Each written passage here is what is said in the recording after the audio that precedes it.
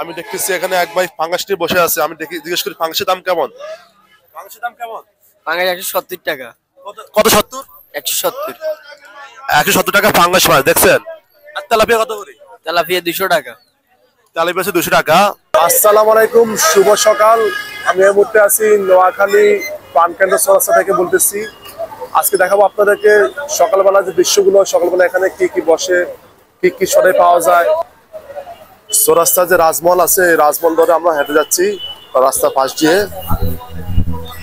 এখানে দেখতেছেন যে সবজি দোকান বসে আছে। আমরা একটু সামনে যাই, দেখেন এটা হচ্ছে আমাদের চেনা সেই চৌরাস্তা।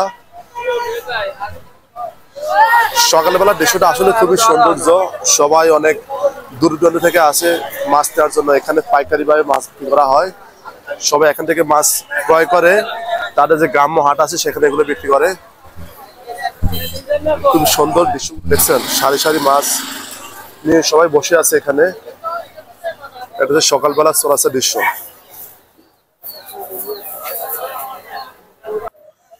সকাল 8টা বাজে, কিন্তু দেখছেন কি পরিমাণ ভিড় এখানে। এটা হচ্ছে চৌরাস্তা যে মাছের গলি, সেই মাছের গলি দিয়ে আমরা হাঁটতেছি। দোনো পাশে সবাই মাছ নিয়ে বসে আছে, ক্রেতারা দেখতেছে মাছ, যা যেটা পছন্দ হচ্ছে দামাদাম করে নিতেছে। খুবই সুন্দর যে একটা দৃশ্য সকালবেলা। এটা হচ্ছে চৌরাস্তা যে মাছের গলি, আমরা সেই গলিতে আছি আমরা।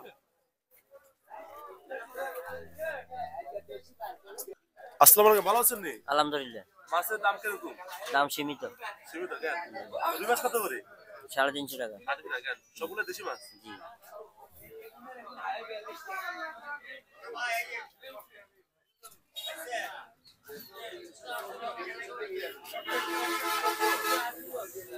আমি দেখতেছি এখানে এক ভাই পাঙ্গাস নিয়ে বসে আছে। আমি দেখি জিজ্ঞেস করি পাঙ্গাসের দাম কেমন?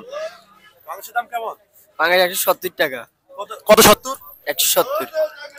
170 টাকা পাঙ্গাস মাছ দেখছেন। আর তেলাপিয়া কত করে? তেলাপিয়া 200 টাকা।